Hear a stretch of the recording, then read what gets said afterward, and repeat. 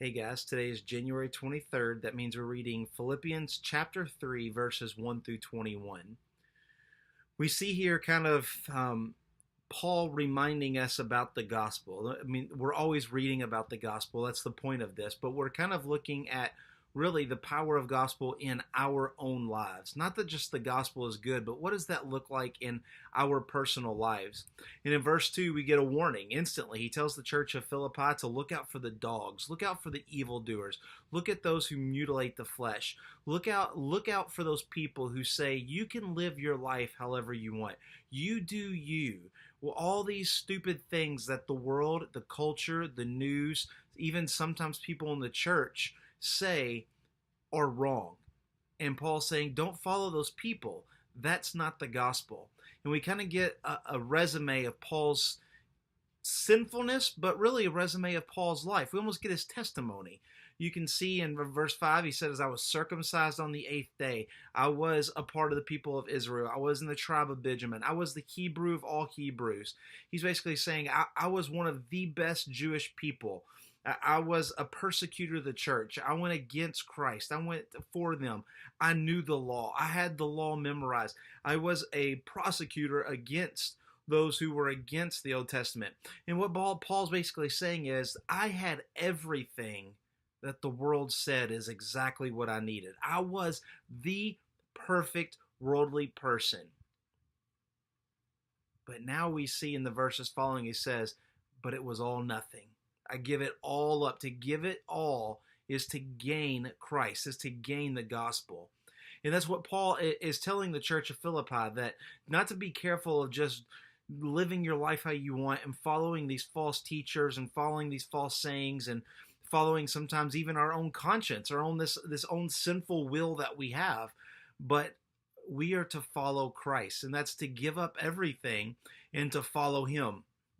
And we see in verses 12 and following that he talks about this, and he talks about kind of pressing on towards the goal. That just having the gospel isn't good enough. That it's not that something that in verse 12 it says, not that I've already obtained this and I'm already perfect. It's not just a get out of hell card. It's something so much more. We've got to press on to make it more. We're not just, okay, we're good to heaven, we're good to go. But it's constantly knowing that because Christ died on a cross for us, and now that we are heirs of heaven, what we read in Galatians and Ephesians, we're now heirs in heaven, that should press us on to live more godly. Verse 14, I press on towards the goal for the prize of the upward call. We shouldn't just be satisfied with going to church on Sunday. We shouldn't just be satisfied with calling ourselves Christian. Our life should be satisfied when we are giving all for the kingdom of God. And so he basically says, hey guys, brothers, Church of Philippi, if you don't know what that looks like, imitate me. Imitate me. Let me be your example. Wow, what a statement. There's no way that I would ever stand up in front of anybody and say, hey, imitate Sean. If you want to see a good Christian, imitate me. And probably every one of you watching this, you would never even put yourself in that predicament either. But here's Paul, somebody who knows he's living the life that he's living. He's living the gospel of Christ. And he says, and if you want to know what that looks like, look at me. I'm not the best example. Christ is the real example.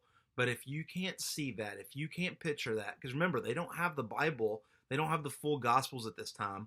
He says, imitate me. Only could we hope that we could tell another Christian, a new Christian, trying to figure out what the Christian life is about, to say, you know what? Here's the Bible, and you can read this, but until you understand, imitate me. Guys, the question today is simply could we look at a new Christian and say, imitate my spiritual life, and would that produce another great gospel seeking, kingdom growing Christian? Guys, I'm so glad we're in this. I love Philippians. I love learning about the Christ, and every day we're learning on how we fall short of the standard and the glory of God. But it's through Jesus that allows us to stand before the throne. That's the power of the gospel. We will see you tomorrow. God bless.